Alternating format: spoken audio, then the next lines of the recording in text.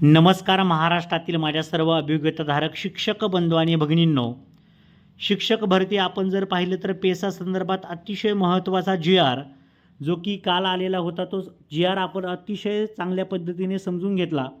परंतु त्यामधील एक महत्त्वाचा मुद्दा जो की बऱ्याच शिक्षकांच्या समोर प्रश्न पडला होता की ही भरती नक्की कशा प्रकारची होणार आहे, पेसाची भरतीची नक्की प्रक्रिया काय असणार आहे. तर 15/10/2025चा हा अतिशय महत्त्वाचा जी.आर जो की त्यावेळेस निघालेला होता, परंतु काही कारणास्तव त्या ठिकाणी तो थांबलेला होता आणि आता ही भरती पुन्हा सुरू झालेली आहे. इथे जर पाहिलं तर पहा, श्री जगन्नाथ अभ्यंकर मा.वि.प.स. यांनी उपस्थित केलेली विशेष उल्लेख सूचना 109 आपण दिनांक 8/7/2025 रोजी विधान परिषदेत उपस्थित केलेली विशेष सूचना क्रमांक 109च्या अनुषंगाने वस्तुस्थिती पुढील प्रमाणे कळवण्यात येत आहे. पेसा क्षेत्रातील रिक्त पदाकरिता त्या जिल्ह्यातील उमेदवारच पात्र असतात, परंतु सदर उमेदवारांनी राष्ट्रीय शिक्षण परिषदेने विहित केलेली शैक्षणिक व व्यावसायिक अर्हता प्राप्त करणे अनिवार्य आहे.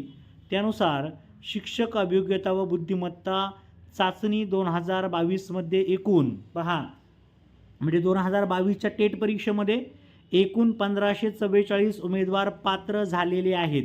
म्हणजे त्यांनी सांगितलं होतं की हे 1544 उमेदवार पात्र आहे, परंतु काही तात्पुरत्या कालावधीसाठीच ते त्या ठिकाणी काम करत होते. परंतु माननीय सर्वोच्च न्यायालयात दाखल याचिकेच्या अनुषंगाने पेसा क्षेत्रातील 17 संवर्गांतर्गत पदभरती न करण्याबाबतच्या सूचना सामान्य प्रशासन विभागाने दिलेल्या आहेत.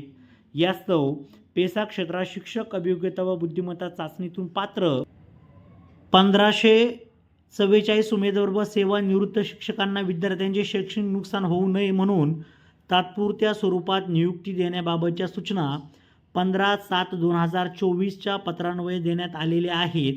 तसेच सदर दाखल याचिका निकाली निघाल्यानंतर पेसा क्षेत्रातील रिक्त पदांची भरती प्रक्रिया राबवण्यात येणार आहे. म्हणजे आपल्याला पाहिलं तर हा निर्णय आता निकाली निघाला आहे आणि आता ही जी उरलेली भरती होती ती 100% पूर्ण होणार आहे आणि ही आनंदाची गोष्ट खरं तर आहे पेसा बांधवांसाठी, तसेच इतर सर्व शिक्षकांसाठी ही खूप खूप आनंदाची गोष्ट त्या ठिकाणी आहे. ओके, तर सर्व भावी शिक्षक बंधू भगिनींना खूप खूप अशा शुभेच्छा. Thank you so much.